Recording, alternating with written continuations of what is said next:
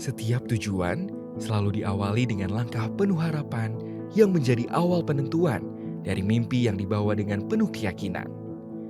Dari banyaknya pilihan, aku datang dan percaya dan penuh harap melabuhkan seluruh mimpi dan tujuan masa depanku pada kampus perjuangan.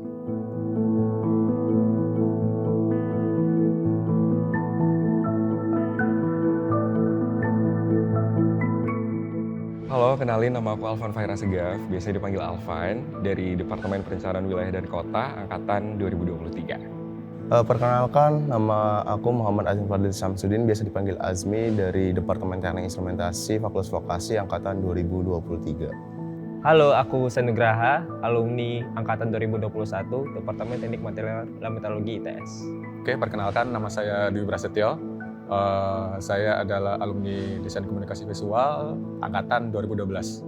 Jujur, ini lumayan unik sih. Kebetulan orang tua aku juga berkuliah di Surabaya dan aku pengen melanjutkan tonggak estafet keluarga aku untuk berkuliah di Surabaya juga pada saat itu. Dan aku memilih ITS dan pada akhirnya masuklah aku di Departemen PWK ini dan terus sampai sekarang jadi mahasiswa semester 6. Saya sendiri mungkin pengen mencari pendidikan lanjutan yang memang sudah terpercaya dan juga udah terkenal bagusnya lah. Saya akhirnya memilih ITS ini untuk menjadi pendidikan lanjutan saya. Dan juga karena memang di ITS ini ada jurusan yang saya ingin tuju, yaitu adalah Desain Komunikasi Visual itu sendiri.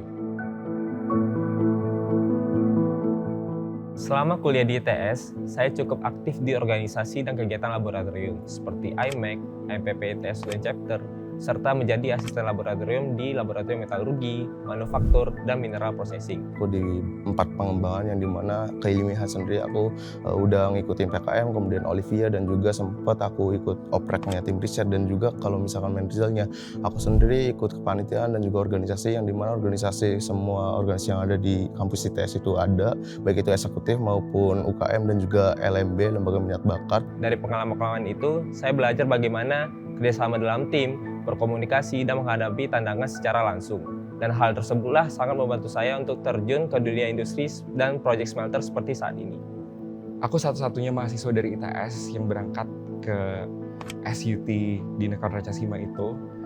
Ya, aku harus bisa menjadi representatif ITS dan juga Indonesia dengan baik di sana.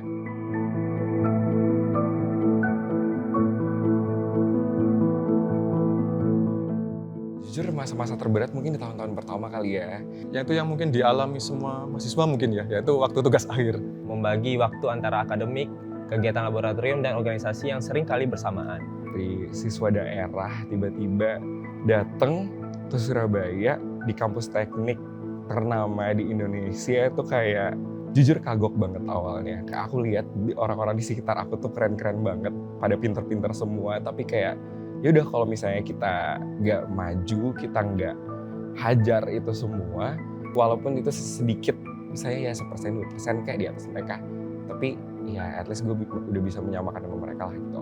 Pertama pasti langkah-langkah yang sederhana, namun konsisten, yang dimana aku terus belajar dan mulai belajar untuk bisa mengatur waktu secara lebih disiplin, kemudian menyusun skala prioritas. Pada saat itu, saya mencoba menjalaninya dengan mengatur skala prioritas dan menyelesaikan semuanya secara bertahap. Dari proses itulah, saya belajar menjadi lebih disiplin dan lebih siap menghadapi ritme dunia kerja.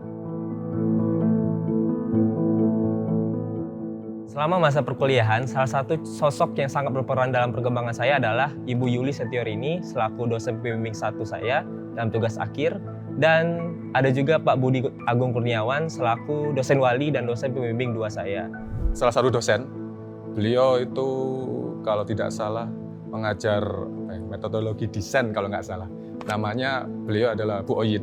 Beliau-beliau ini banyak membimbing saya dalam bukan hanya dari sisi akademik dan penelitian, tetapi juga membentuk bagaimana cara saya untuk berpikir dan sistematis serta disiplin sebagai seorang engineer. Jadi berkat beliau mengajarkan bagaimana kita itu mempresentasikan ide kita dengan singkat, padat, tapi sangat jelas. Kita diajarkan teknik-tekniknya dan sampai sekarang teknik itu masih saya pakai ketika saya presentasi ke klien ataupun dengan orang-orang penting. Selama kuliah, saya berkesempatan magang di beberapa industri seperti PT Smelting, PT Birawa Steel, serta menjalani kerja sama dengan penelitian tugas akhir dengan PT Atlet Indonesia.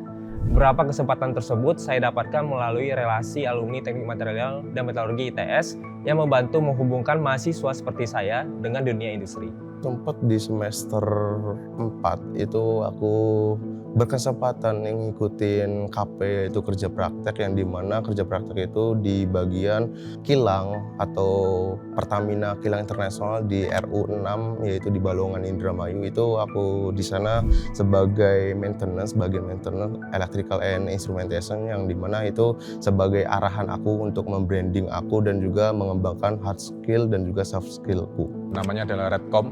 Jadi dia itu adalah semacam agensi dan saya di situ menjadi videographer. Saya diterima di situ karena dari universitas sendiri itu mereka melihatnya, oh ini udah universitas bagus nih, pasti mahasiswanya bagus-bagus hasilnya. Dulu bisa sampai mengerjakan iklan-iklan, brand-brand besar, dan itu mungkin sangat mempengaruhi saya sampai saat ini, dan saya bisa belajar banyak dari program magang tersebut.